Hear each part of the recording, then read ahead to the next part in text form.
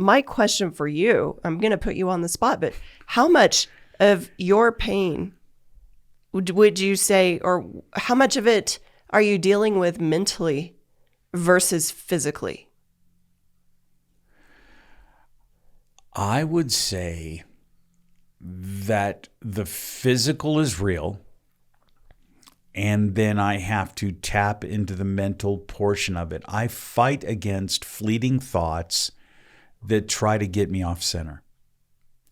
Plus the overwhelming fatigue. When your energy level is low, it's easy just to say, let me find my corner and let me just get in that corner and rest. And can this be over? Okay, that feeling exists. But what I have to do mentally is this. And part of the scripture that we just read that I used to struggle with was also sharing in the fellowship of his sufferings. You mentally have to move into the part of, I'm going to be a partaker in his divine nature. So when I feel like curling up and almost giving up, let me just go to sleep. I'm tired. I have no more energy left. I have to mentally, it's a training of your mind to say, I'm going to be a participant and share in the sufferings of Christ. This must be what he felt at that time. I can share that, but I know that there's going to be an overwhelming power or inspiration where I can still keep moving. I love it because it brings you then back to the core. Yes, it does. Back to what we're talking about, the core of power. Right. But I'm finding, Gordon, in all of our years of marriage, that the core of power is not based on your physical strength. It's based on how your mind is being renewed through the process of this. Right. It's kind of like Pilates. For those people out there who've never taken Pilates, I think Pilates is the Mercedes-Benz of core exercise. I can tell you that right now. And yes, I've been certified in Pilates, which we thought would never happen. But the point is this. Pilates incorporates some different things to get your mind incorporated. Okay, I'm going to interject here. Yes. You had a 5-pound lifting ratio for most of our marriage. Restriction, yes.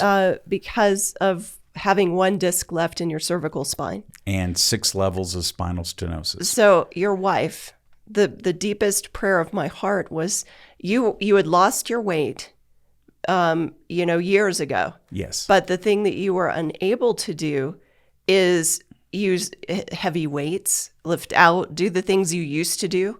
I didn't even lift luggage, groceries, backpacks, furniture. So Pilates was literally an answer to prayer. Yes, it was. Because it taught something different to you. Yes, it did. It taught about the whole, it's a physical illustration of what we're talking about with the core. Absolutely. Explain how that core, how that allowed you to start, carrying your luggage when your core strength was there.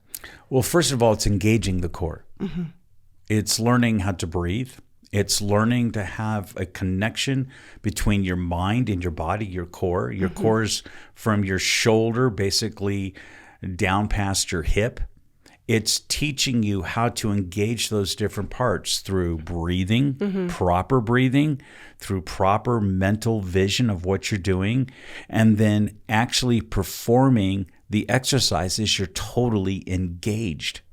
So when I look at that mental struggle that I've dealt with, and I'm saying, okay, I'm going to share in the sufferings of Christ and be conformed to his death to have that cleansing, it's a place where you stand and you engage in the fellowship with God. You become the participant. Absolutely. That's how you partake in the divine nature.